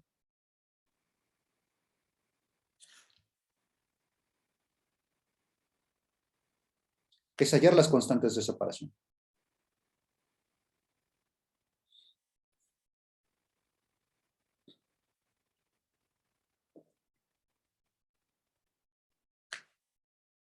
Perdón, las constantes de integración o los coeficientes del desarrollo.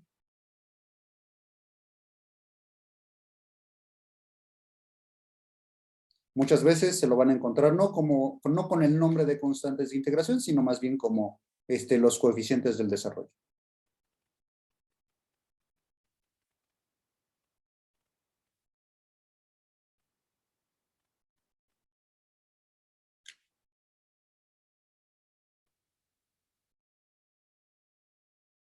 Los DLN.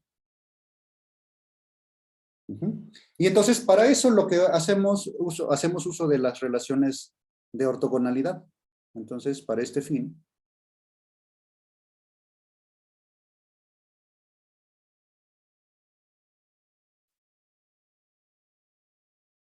hacemos uso de las relaciones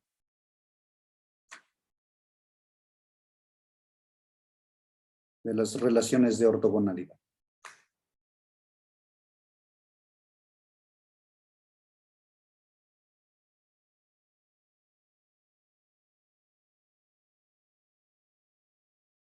Las relaciones de ortogonalidad ustedes las pueden identificar fácilmente. Generalmente van a corresponder a las partes que dependen del espacio. Generalmente no utilizamos relaciones de ortogonalidad para las funciones del tiempo, no regularmente. Aquí hay que aclararlo, no es que siempre estén excluidas. Algunas veces algunos problemas se pueden expresar en términos de funciones, un conjunto de funciones ortogonales que dependen del tiempo, pero por ahora las funciones que van a satisfacer ortogonalidad fueron justamente en las que nos fijamos y que de hecho más vale que tengan la forma Sturm-Liouville. Nosotros sabemos que la ecuación de donde proviene esta exponencial es una ecuación que tiene la forma Sturm-Liouville. Lo mismo la WM, en realidad la WM son funciones de Bessel, así que más que garantizado, ¿verdad? Igual con la ecuación de las exponenciales imaginarias. Entonces siempre se cumple en estos casos la ortogonalidad. Por ejemplo, para la variable phi, ustedes seguramente ya han de estar muy habituados a las relaciones de ortogonalidad para estas exponenciales. E a la menos im phi por e a la im phi.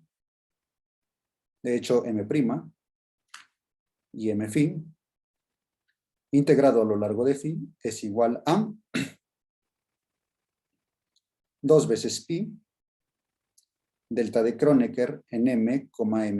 Bueno, m', m. Esta es una m'. Espero que se logre ver en la pantalla. La otra relación de ortogonalidad es la que tiene que ver con la función W, es la combinación lineal de las funciones de Bessel. Nosotros ya hemos visto relación de ortogonalidad para la JM. Bueno, ya sabemos que se cumple porque, bueno, satisface un problema tipo Sturm-Liouville. De hecho, también las funciones de Neumann deberían satisfacer relaciones de ortogonalidad, pero hay que tener cuidado.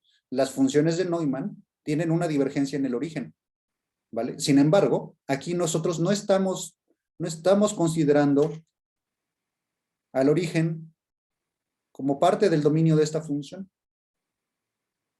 Nuestra variable R, nuestra variable radial, corre desde A hasta B. Y sabemos que como W es una función de Bessel, de hecho, ustedes pueden probar sin mayor problema que W satisface la ecuación diferencial de Bessel. No puede ser de otra forma, si no, esto no sería solución de nuestro problema. Entonces, debe, por ser solución de la ecuación de Bessel, debe satisfacer una condición de ortogonalidad, una relación de ortogonalidad idéntica a las que hemos obtenido. Al menos para la función de Bessel J.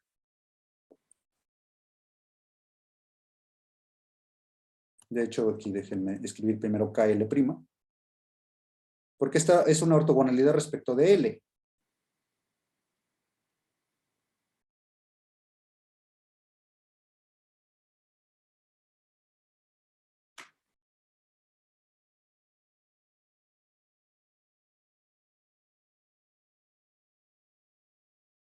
Y esto es una constante. Siempre que me hallo con una relación de ortogonalidad y no conozco la variable que va multiplicando a la delta, le voy a llamar genéricamente CLM cuadrada. O C, dependiendo de los índices, lo que sea al cuadrado. En este caso, la única delta de Kronecker aparece en relación a la L' y la L. Porque si se dan cuenta, la M es común en todos lados dentro de esta integración. Entonces, estas dos relaciones de ortogonalidad son las que puedo utilizar ahora sí para entonces despejar los coeficientes del desarrollo y hallar los coeficientes del desarrollo en términos de cuadraturas que involucren la condición inicial. Nada más por completitud vamos a escribir CLM cuadrada como su definición. La definición de CLM cuadrada pues es esta integral que la podamos hacer explícitamente en términos a lo mejor de las mismas funciones de Bessel. Ese es otro cuento, ¿verdad? Puede suceder que nos hallemos integrales que simplemente no podamos hacer. No hay problema, para eso están las computadoras, ¿verdad? Aunque bueno, claro, si fuese, sería mucho, mucho mejor siempre tener integrales evaluadas cuando no queda de otra. Y aquí, perdonen, esta W, se me fue la L que está aquí. La inercia de escribir la KLM.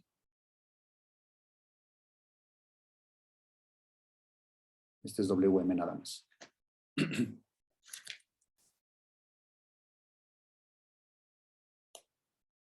Y además, de hecho, ya podría escribir aquí, bueno, este es M, entonces esta M, esta es en realidad la misma función, no sé por qué sigo manteniendo el prima, bueno, lo voy a corregir también una vez con goma. Lo que quiero decir es que en realidad aquí ya va un cuadrado, no va un prima, porque esto nada más depende de L. Y en lugar de volver aquí a repetir la función, voy a poner de una vez el cuadrado.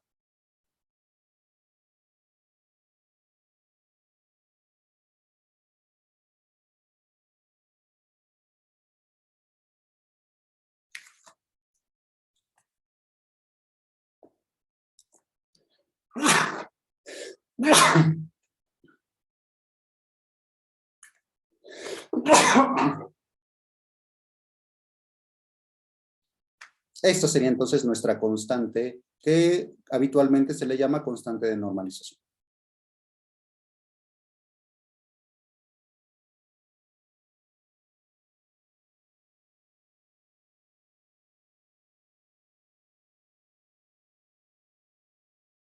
Bueno, sin el cuadrado se le llama constante de normalización. El cuadrado.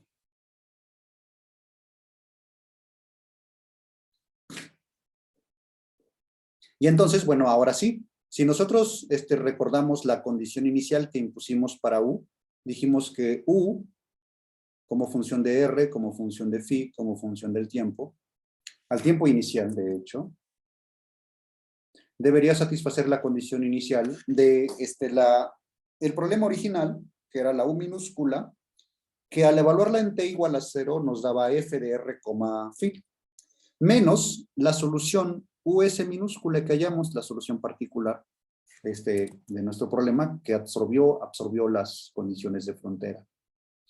Entonces, esto es la función dada, alguna función que se nos haya dado inicialmente, menos la función que ya encontramos, US de R. Si quieren a esto, nada más por comodidad le vamos a llamar G, para no escribir tanto, ¿verdad? Para no escribir G de R, phi. La vamos a llamar de esta forma momentáneamente y al final, si ustedes gustan, ya podemos regresar a la forma original. Y entonces, bueno, ¿qué sucede? Si nosotros decimos que U al tiempo t igual a 0 es igual a G, entonces lo que estamos diciendo es que cuando evaluemos esta doble sumación, esta combinación lineal de funciones, en t igual a 0, bueno, la exponencial va a ser 0, va a ser 1. Toda completita, ¿verdad? Lo que quiere decir es que esta combinación de funciones, la W y la exponencial, deben ser igual a G de R, phi. O sea, G de R, phi debe ser igual a la suma sobre los M's en Z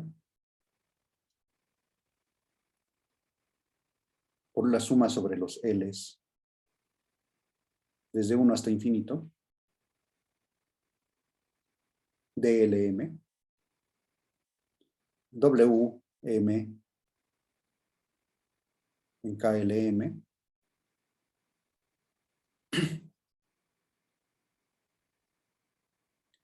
por la exponencial e a la IM phi, ¿verdad? Y de hecho, si ustedes multiplican ambos lados de esta igualdad, si multiplican por E, entonces vamos a multiplicar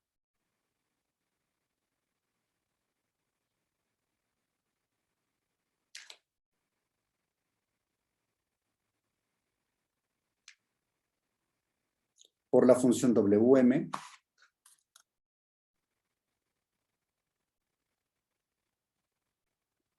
en KLM por R, multiplicamos por E a la menos, de hecho, de una vez mejor, con las primas, todas van a ser primas, M',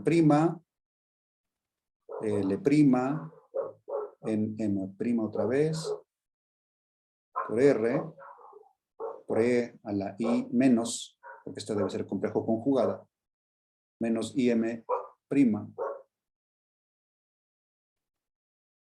por fin, e integramos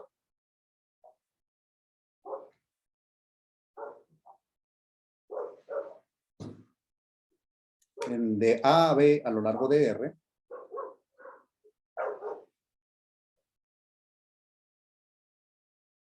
y de 0 a 2pi, en fin, obtenemos lo siguiente. Y de hecho hay que multiplicar también por R, R por todo esto, R por W, por E, etc.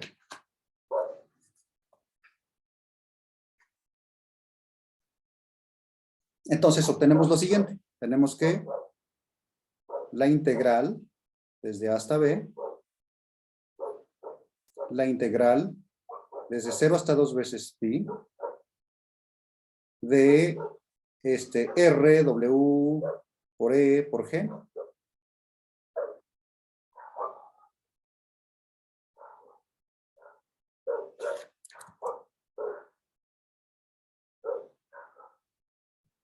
WM', en R, en KLM por R, KLM', KL', M', R, por E a la menos I, M' por phi, todo esto integrado a lo largo de phi y a lo largo de R. Esto debe ser igual a esta suma, esta doble suma,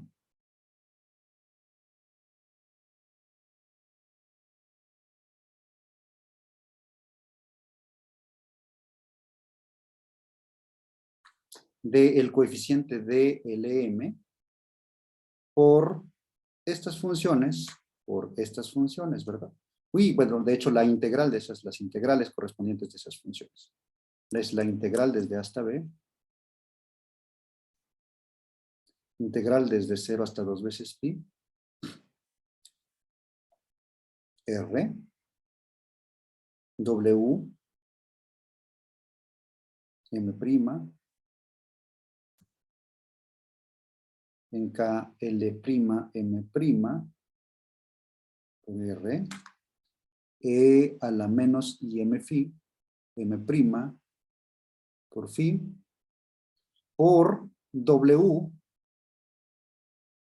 M, KLM, por R, por E a la I, M, phi. Y todo esto integrado a lo largo de phi, a lo largo de R. ¿Ok?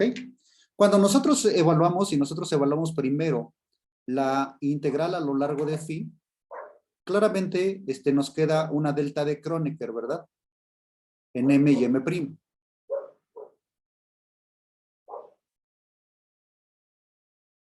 Pero cuando nosotros obtenemos la delta de Kronecker, esto nos sugiere, nos dice que M debe ser igual a M', lo cual entonces implica que esta W, esta W, la primera W, está evaluada en M en lugar de M', en K, L', M, en lugar de M', y entonces nosotros podemos aplicar la segunda relación de ortogonalidad. Entonces, esto nos conduce a la siguiente expresión. La primera integración me arroja 2 veces pi por una delta de Kronecker en L' y L. Y la segunda me arroja un CLM cuadrada por una delta de Kronecker en M y M'. De hecho, era al revés. Primero la de M, M', y luego la de L y L'. Lo dije al revés, pero al final de cuentas nos arrojan estas deltas. Y como pueden darse cuenta, ambas deltas hacen desaparecer estas dos sumaciones, con lo cual entonces nos queda aquí el coeficiente de desarrollo de L'M', la constante de normalización CL'M', igual a esta integral, ¿verdad? Voy a poner en una nueva transparencia ya de una vez la expresión explícita para la constante, los coeficientes del desarrollo en términos de esta integral. Básicamente son esta integral, habiendo despejado estos dos términos, estos dos factores que aparecen, 2 veces pi y el CLM cuadrado. Pero antes me gustaría saber si necesitan tiempo para tomar nota o si tienen preguntas sobre el desarrollo que hice aquí.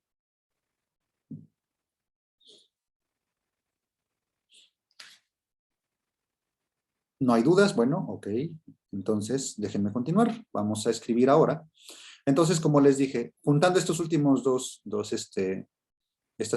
esta última igualdad, los dos extremos, y vamos a quitarnos la L' y la M', vamos a dejarlo todo en términos solamente de L y M.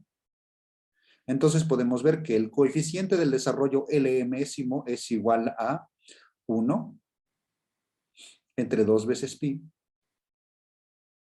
la constante de normalización CLM al cuadrado, que multiplica a la doble integral desde A hasta B, la integral desde 0 hasta 2 veces pi, de R, G de R, phi, que multiplica a la función W, Wm, en KLM, por la función exponencial e a la menos i m phi, integrado todo esto a lo largo de phi y a lo largo de r. O explícitamente,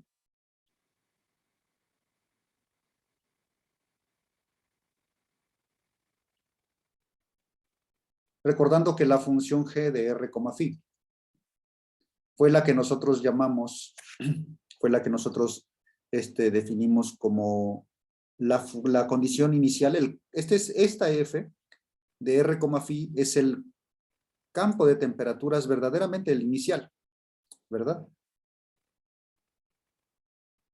Y la G se define como este campo de temperaturas inicial menos esta U de S, que nada más depende de R. Entonces, bueno, simplemente podemos sustituir y pues decir que de Lm, pues en realidad se puede calcular o se puede obtener haciendo esta integración. Nada más lo único que voy a hacer, pues claramente va a ser sustituir, ¿verdad? Estas dos expresiones.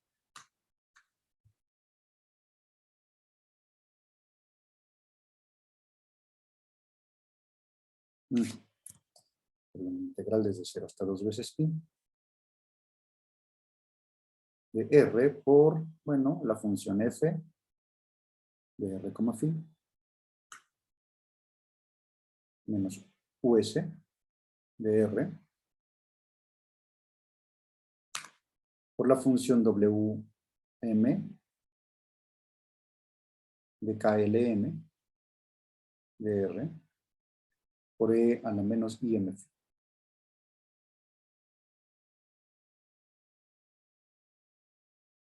Y entonces, bueno, pues en principio sería los coeficientes del desarrollo para U. Si nosotros queremos escribir entonces la solución total o la solución completa, el problema original,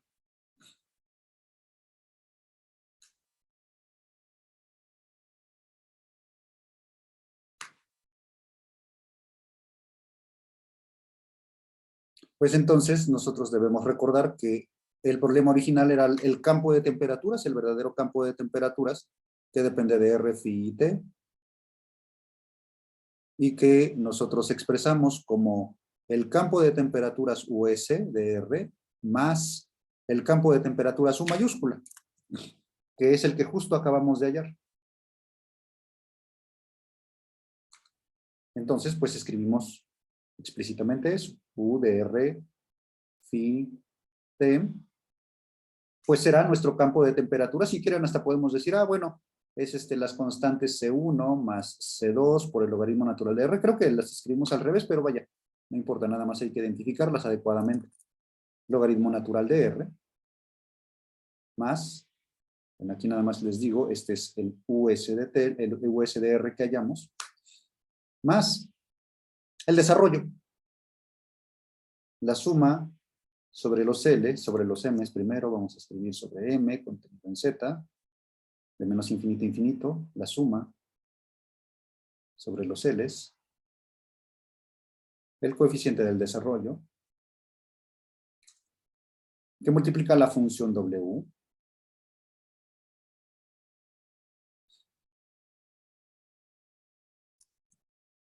que multiplica la función exponencial a lo largo de phi,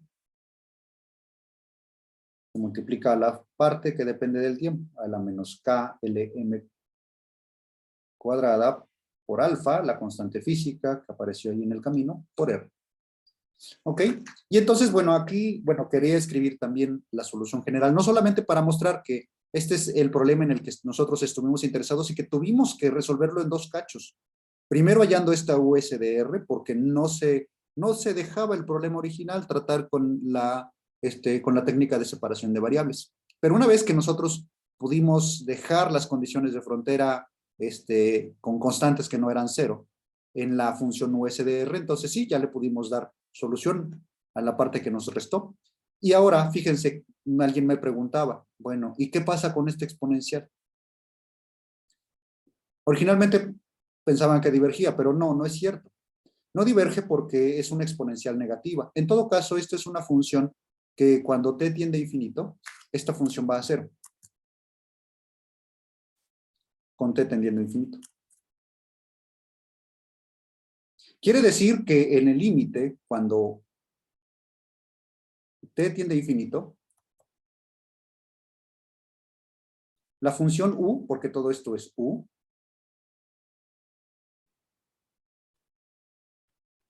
pues sucede que la función se va a cero.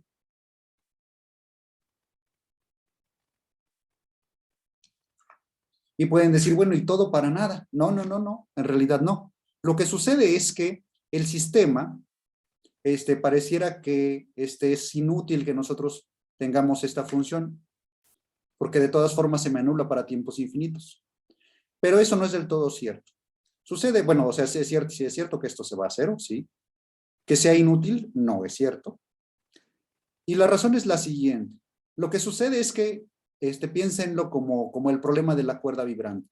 El problema de la cuerda vibrante, nosotros ponemos una condición inicial y dejamos que el sistema relaje, ¿verdad?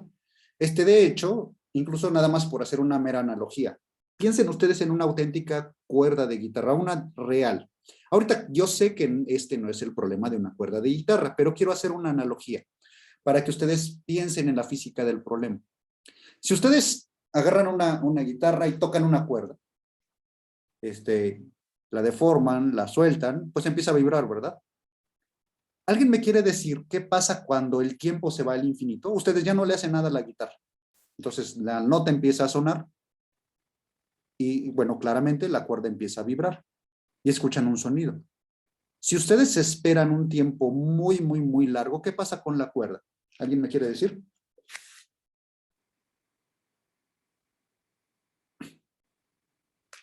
Solamente deja de vibrar. Deja de vibrar, ¿verdad? Se disipa la energía. Y ese, de hecho, es un problema termodinámico en realidad. Que la cuerda de guitarra deje de vibrar es porque la energía no se conservó.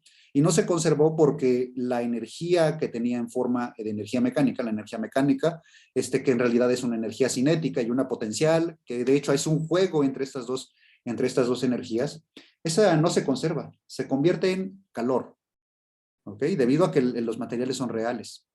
Y ese calor es lo que provoca que el sistema, pues vaya, eventualmente deje a la cuerda sin movimiento, ¿ok? Algo parecido ocurre con el problema del calor. Nosotros estamos partiendo de un problema en donde tenemos, bueno, piénsenlo como una especie de dona aplanada, ¿verdad? Digo, el dominio anular.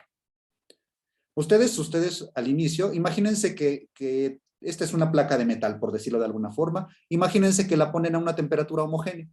A lo mejor la tenían en el congelador, y de repente ustedes dicen, bueno, ok, yo quiero que esta temperatura a lo mejor sea muy caliente, que esté muy alta. Y quiero que esta temperatura, a lo mejor la temperatura 2 sea muy baja. ¿Qué es lo que va a pasar? Bueno, claro, si la temperatura inicial que tiene la dona es una temperatura que es diferente de esta y es diferente de esta, pues entonces lo que les dice la termodinámica es que pues va a tener que eventualmente llegar a un equilibrio termodinámico. En realidad aquí no va a llegar a un equilibrio termodinámico porque hay dos temperaturas en juego, pero va a llegar a un equilibrio local, ¿verdad? En algún momento, cuando el tiempo se vaya infinito, si esta dona está sujeta a una temperatura por un extremo y está sujeta a otra temperatura por otro extremo, pues entonces el campo de temperaturas va a variar continuamente desde el extremo inferior al extremo superior, ¿verdad? Tal vez, si la temperatura aquí es muy caliente, pues entonces al inicio, conforme nos vamos alejando de la frontera interior, pues el sistema va a estar muy, muy caliente, ¿verdad? Pero después la temperatura va a disminuir si la temperatura 2 es más fría, hasta que eventualmente, bueno, se conecte continuamente con la temperatura que está al final. Al inicio puede ser todo un caos y esto es lo que nos habla de la dinámica mientras se está llegando a la estabilidad. Una vez que se llega a la estabilidad, esta parte ya no importa y esta es la parte estable, por eso le di el subíndice S. Es lo que se conoce como la solución estacionaria. Es la solución del problema térmico cuando el tiempo se vaya infinito.